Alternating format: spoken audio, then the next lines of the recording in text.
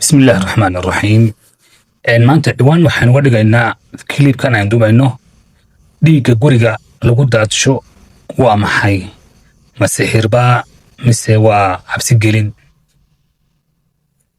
insha allahu tacaala waxaynu ku bilaabi doonaa insha allahu tacaala waxyaabahani laba shay bay noqon kartaa. inay dhab tahay shaygan lagu daadshay guriga ama maxay tolay catabada albaabka oo ay sixir tahay, iyo inay tahay cabsi gelin. labadaba way noqonaysaa. haddaynu ka horeyno waa maxay sababta uu sixirooluhu u dalbaday in dhiig lagu daadsho guryaha catabadooda, waxaan odhan karnaa waxa weeyaan qaraabiin shadaadiinta loogu dhowaanayo, qaraabiin shadaadiinta loogu dhowaanayo oo shaydaanka lagu raali gelinayo siduu u sameeyo camal xun oo maaragtay dhibaato u sameeyo, sixir u sameeyo, shadaadiintaasi ay u sameeyaan ayaa maxay tolay loogu samaynayaa in la qalo neef, kadibna uu shaydaanku dalbado in lagu sameeyo lagu daadsho guriga qofka la doonayo in la dhibo, taasoo gelinaysa shaydaanka isla weyni iyo in la caabudayo oo kale in daacad loo yahay.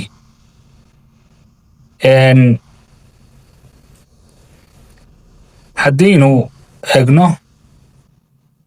ujeeddada loo dhigay maxay tahay markaa,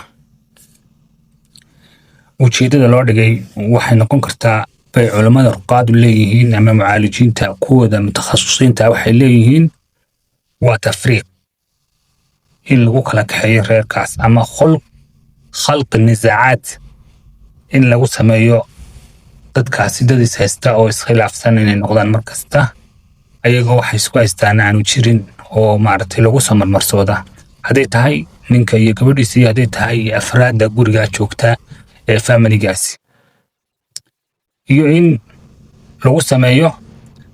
raadayn nafsi ah iyo mid jisadiyaba,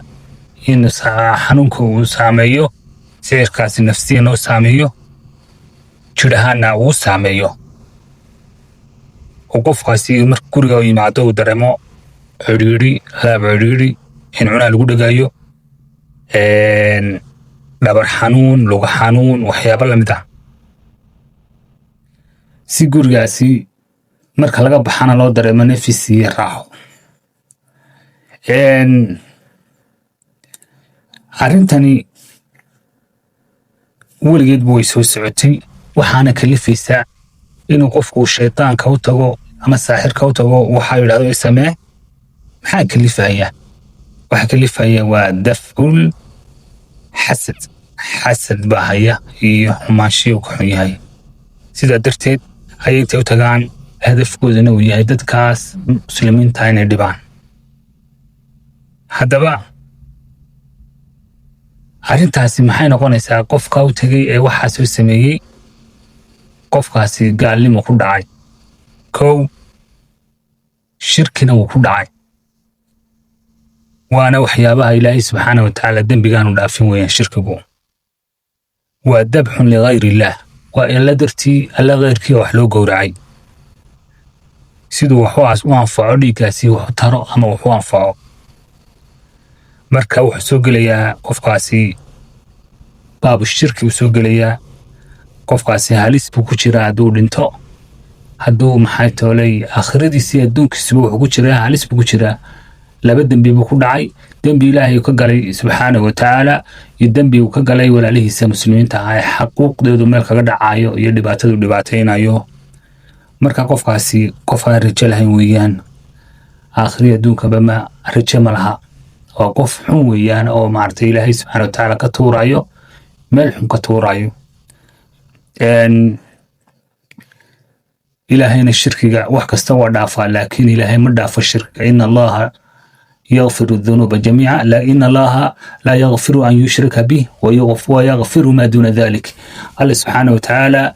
dembi kasta waa uu dhaafaa, kiis kasta oo laga galo wuu dhaafaa, laakiin ma dhaafo dembiga laga galo ee shirkiga ah. sidoo kale xuquuqda bini'aadamkana ma dhaafo, qofka oo ilaahay ka raali geliye mooyaane ama qofkii de maaragtay dembiga ku samaysay ku raali geliye mooyaane raali gelisid mooyaane ama ilaahayba ka raali geliye mooyaane way adag tahay sida lagaga dhaafaa taasi waa mid haddaba qaabkeeben waxaa inulada u baabinaynaa ama u suulinaynaa waxyaabaha meesha lagu daadshin intaanan baabka halkaa gelin see loo suulinayo dadka qaar baa waxay sameeyaan oo tajribe ahaan ku ogaanay si loo cabsi geliyo reeraha qaarkood loo shaki sameeyo in wax cas iyo wax dhigag weegag lagu daadsho guriga hortiisa si looga dhigo ama guriga looga raro ama siyaabo kale nafsiyan loola dagaalamo taana waa laga taxadiraya waxaana meesha lagu shubay labada midkood way noqon kartaa in wax dhaba yahay iyo wax cabsi gelin inuu yahay labadaba way noqon karaan dadka qaar baa waxaa sameeya ama dadka isku diraya oo laba qof aan dembi gelin isku diraya amaba doonaya meesha inay ka guuraan ama meesha shaqada inuu ka tago sababo badan baa aan aragnay oo maaragtay noo soo baxay markii aan baarnay taana waa inuu la socdaa oo yacnigii aanu markasta waxaas inuu sixir yahay aanu aaminin qaar baanu aragnay oo ama culimada qaar ay sheegaanba inay wax kale ay ugu tageen markay meeshii masaxayeen meeshii lagu yeedhay oo dhiigba noqonba waayey sidee baad ula dagaalamaysaa markaad aragtid raadka dhiigga ama waxaa u eg waxaad soo qaadaysaa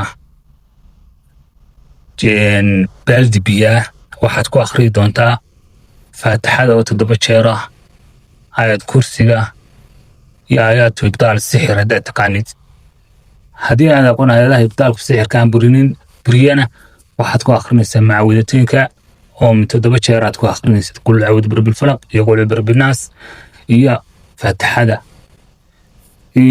haddii aad taqaanid aayadaha kalena kaba sii fiicanba kadibna waxaad ku shubaysaa xantoobo weyn oo milixa ama dhigli milixa kolba kisaad u heshid milixda caadiga xantoobo milixdan caadiga ee adag haddii tahayna ta kale marka lagu darsado magaalooyinka kalena malqacad weyn baad ku daraysaa kabacdina milixda markaad ku dartid haddaad haysatid cadarkan loo yaqaano miskul aswad ama miskul abyad kolba kaad heshidna waad ku daraysaa waxaad doonanaysaa insha allahu tacaala baalkan lagu nadiifiyo iskoobaha loo yaqaano maaragtay guryaha lagu nadiifiyo ayaad soo qaadanaysaa markaad intaas soo qaadatid adigiiba maxay tole waxaad samaynaysaa inaad taxsiinaad la timaadid inaad weyse qabtid inaad akhrisatid macawidataynka iyo dee adkaari sabax walmasaan haddaad soo akhrisatay iyo haddaad soo akhrisanba waa inaad ku dadaashay inaad akhrisatay marka hore insha allahu tacaala markaad la timaadid biyaha waa iska horraysiinaysaa shubaysid kadibna iskoobi waad ka dabageynaysaa markaad ka dabageysid waa saasaad ku baabiinaysaa meesha wax lagu daadshay lagu rusheeyey waxaas adigoon ilaahay mooyaane subxana wataala wax kale ka baqanaynin tawakul la imanaya ilaahay inuu wax dhibo waxna anfaco wax ka soo hadhan ay makhluuq yihiin oo aanay waxna dhibi karin waxna anfici karin kabacdina markaad intaas samaysid sixirkaasi waa buray waanu baaba'ay wax dhiboo kaasu gaadhayna ma jiro mujaribiinta ama ruqaadda ama dadka mucaalijiinta wax dhahdaan haddii sidaa la sameeyo waxaanu aragnay bay qaarkood leeyihin kii waxaa sameeyey ay shadaadiintii ku noqotay ayaga sideed uu la doonayay kuwa dadka unu dhibo isagii loo dhibay dhibaatadii ay ku laabatay qofkii waxaa soo sameeyey madax xanuun jaawareer qaarkood ay waashaanba qaarkood baa ay maxay tale meesha ay joogeen ka yaacaan sidii ay ugu talagaleen qofkan muslimkaa loo dhibo shadaadiinta ayaga u dhibtay kii waxaan loo wadayna aanay waxba ku dhicin marka hadda saa samaysaan waa badbaadaysaa nafiin waa badbaadayaan insha allahu tacaala intaas baan kusoo gabagabeynaynaa biidni illaahi tacaala السلام عليكم ورحمة الله وبركاته. ku soo dhawow xarunta isku daaweynta quraanka kariimka ah ee Caynuraxma. Caynuraxma waxa ay leedahay qaybta online-ka oo aad ku soo dalban karto online ahaan adiga oo online-ka gudihiisa lagu akhrinayo quraanka iyo qaybta emergency-ga oo ku shaqeynaysa 24 saacadood saacad kasta oo u baahato. Rabbi baa daawada baxshay xaruntu waxa ay daaweynaysaa xanuunada kala duwan sida isha, sixirka, jinka, umusibiyaanka iyo kuwa la midka ah. Adiga iyo familkaaguba waxaad helaysaan quraan dhammaystiran oo aad ka bogatid adiga oo ku gelin. Haddaba hore u gaadh oo la xiriir xarunta isku daaweynta quraanka kariimka ah ee Caynuraxma. Haddaba booqo adiga oo Facebook ku qoraya Cilaaj Online ama sidoo kale YouTube ku qoraya Cilaaj Online ama naga soo garaac lambarkan 0623 423 327.